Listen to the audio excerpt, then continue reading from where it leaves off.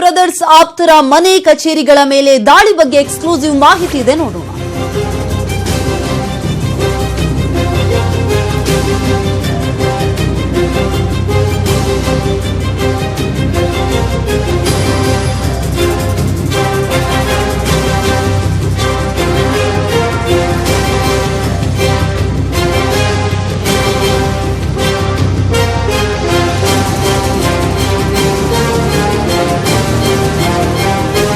DK brothers ಆಪ್ತರ ಮನೆ ಹಾಗೂ ಕಚೇರಿಗಳ ಮೇಲೆ ಪದೇ ಪದೇ ದಾಳಿ ಆಗ್ತಾನೆ ಇದೆ. ಹಾಗಾಗಿ ದಾಳಿ ಹಿಂದೆ ಪಿಂಕ್ ನೋಟ್ ರಹಸ್ಯ ಅಡಗಿದೆ ಅನ್ನುವಂತಹ ಮಾಹಿತಿ ಸಿಕ್ಕಿದೆ.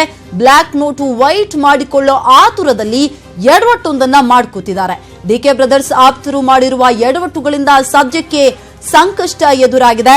ಪಿಂಕ್ ನೋಟುಗಳಿಗಾಗಿ ನಕಲಿ ವೋಟರ್ ಐಡಿಗಳನ್ನ ಸೃಷ್ಟಿ ಮಾಡಲಾಗಿದೆಯಂತೆ. ಇದು ಕನಕಪುರ ಬ್ರದರ್ಸ್ ಆಪ್ತರ ಮನೆ ಹಾಗೂ ಕಚೇರಿಗಳ ಮೇಲೆ ದಾಳಿಯಾಗಿರುವ ಹಿಂದೆ ನಡೆದಿರುವಂತಹ ರಹಸ್ಯ.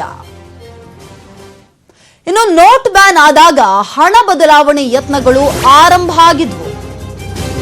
ಸಿಬಿಐನಿಂದ ಹಲವರ ವಿಚಾರಣೆ ಕೂಡ ನಡೆದಿದೆ. 16 ಕೇಸ್ಗಳು ಕೂಡ ಈಗಾಗಲೇ ದಾಖಲಾಗಿದ್ದಾವೆ. ಅಷ್ಟೇ ಅಲ್ಲ, ರಾಮನಗರ ಕಾರ್ಪೊರೇಷನ್ ಬ್ಯಾಂಕ್ನ ಚೀಫ್ ಮ್ಯಾನೇಜರ್ ಸಿಕ್ಕಿ ಬಿದ್ದಿದ್ರು. ಏಪ್ರಿಲ್ 2017ರಲ್ಲಿ ಸಿಬಿಐ ದಾಳಿ ನಡೆದಿತ್ತು. ಇನ್ನು 100 ನಕಲಿ ವೋಟರ್ ಐಡಿ ಕಾರ್ಡ್ಗಳು ಕೂಡ ಆಗ ಆ ಬ್ಯಾಂಕ್ನಲ್ಲಿ ಸಿಕ್ಕಿದಾವೆ. ಇನ್ನು bank manager Prakash DK Suresh PA ಹೆಸರನ್ನ ಬಾಯ್ ಬಿಟ್ಟಿದ್ದಾರೆ. ವಿಚಾರಣೆಯ ಸಮಯದಲ್ಲಿ ಪಿಎ ಪದ್ಮನಾಭ ಆದೇಶದ ಮೇರೆಗೆ ನಕಲಿ ವೋಟರ್ ಐಡಿ ಸೃಷ್ಟಿ ಮಾಡಲಾಯಿತಂತೆ. ವೋಟರ್ ಐಡಿ ಸೃಷ್ಟಿಯ ಬಗ್ಗೆ ಮತದಾರರ ಅರಿವಿಗೆ ಬರದಂತೆ ನೋಡಿಕೊಳ್ಳಲಾಗಿದೆ. ವೋಟರ್ ಐಡಿ ಜೊತೆಗೆ ಡ್ರೈವಿಂಗ್ ಲೈಸೆನ್ಸ್ ಗಳನ್ನ ಕೂಡ ಸೃಷ್ಟಿ ಮಾಡಲಾಗಿದೆ ಅಂತ ಹೇಳಿ ಪದ್ಮನಾಭ ಈಗಾಗಲೇ ಒಪ್ಪಿದ್ದಾರಂತೆ. ಈಗ ಬ್ಯಾಂಕ್ ಮ್ಯಾನೇಜರ್ ಪ್ರಕಾಶ್ ಎಲ್ಲ ಸತ್ಯಗಳನ್ನು ಕೂಡ ಬಾಯ್ಬಿಟ್ಟಿದ್ದಾರೆ ವಿಚಾರಣೆಯ ಸಂದರ್ಭದಲ್ಲಿ.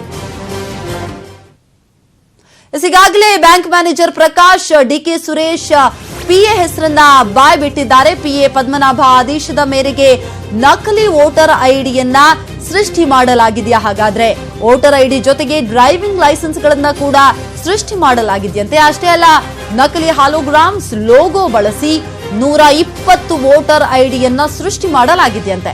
ಡೆಪ್ಯೂಟಿ ತಹಶೀಲ್ದಾರ್ ಶಿವಾನಂದ್, ಕ್ಲರ್ಕ್ ನಂಜಪ್ಪ ಕೈವಾಡ ಇದರಲ್ಲಿ ಇದೆಯಾ ಅನ್ನುವಂತಹ ಪ್ರಶ್ನೆ ಕೂಡ ಸಹಜವಾಗಿ ಉದ್ಭವ ಆಗ್ತಾ ಇದೆ.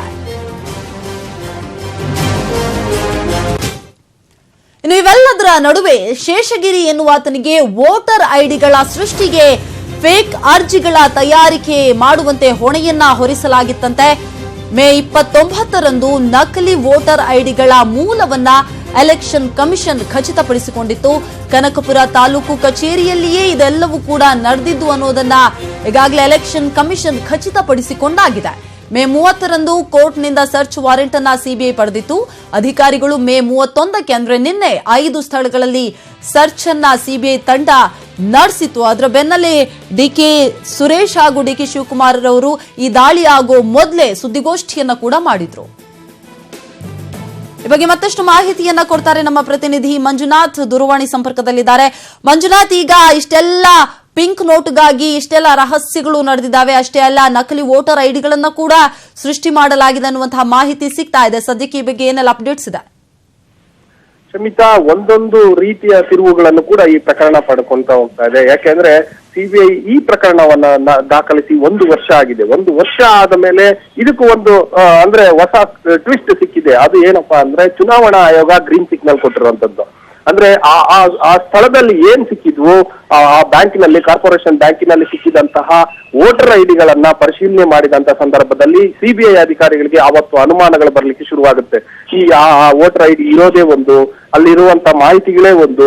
ಸೊ ಇವೆಲ್ಲವನ್ನು ಕೂಡ ಪರಿಶೀಲನೆ ಮಾಡಿದಾಗ ಸ್ವಲ್ಪ ಅನುಮಾನಗಳು ಬರ್ಲಿಕ್ಕೆ ಶುರುವಾಗುತ್ತೆ. ಈ ಅನುಮಾನಗಳನ್ನ ಖಚಿತಪಡಿಸಿಕೊಳ್ಳಬಹುದು ಅಥವಾ ಖಚಿತಪಡಿಸುವುದು ಅದು ಚುನಾವಣಾ ಆಯೋಗ. ಯಾಕೆ ಅಂದ್ರೆ ಇದು ಎಲ್ಲಿ ತಯಾರಾಯ್ತು, ಇದು ಇಂಥವೇನಾದ್ರೂ ನಿಮ್ಮ ಹತ್ರ ಇದೆಯಾ, ಈ ಹಾಲೋಗ್ರಾಮ್ಸ್ ಎಲ್ಲ ಇದು ಸರಿ ಇದೆಯಾ, ಎಲ್ಲವನ್ನ ಕೂಡ ಪರಿಶೀಲಿಸಿ ನಮ್ಗೊಂದು ವರದಿ ಕೊಡಿ ಅಂತ ಸಿಬಿಐ ಅಧಿಕಾರಿಗಳು ಒಂದು ಪತ್ರವನ್ನ ಬರೀತಾರೆ.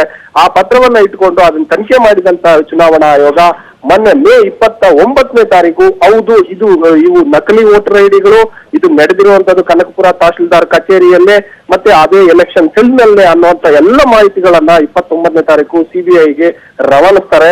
ಇದರಿಂದ ಈ ಮಾಹಿತಿ ಪಡ್ಕೊಂಡಂತ ಕೂಡಲೇ ಸಿಬಿಐ ಅಧಿಕಾರಿಗಳು ಸರ್ಚ್ ಮಾಡಬೇಕು ಮತ್ತೆ ಏನೆಲ್ಲ ಆಗಬೇಕು ಅನ್ನೋಂಥದ್ದು ಮುಂದಿನ ಪ್ರಕ್ರಿಯೆಗೆ ಮುಂದಾಗ್ತಾರೆ.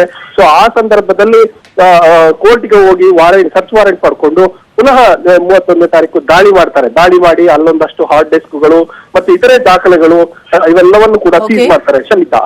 Okay, thank you Manjunath.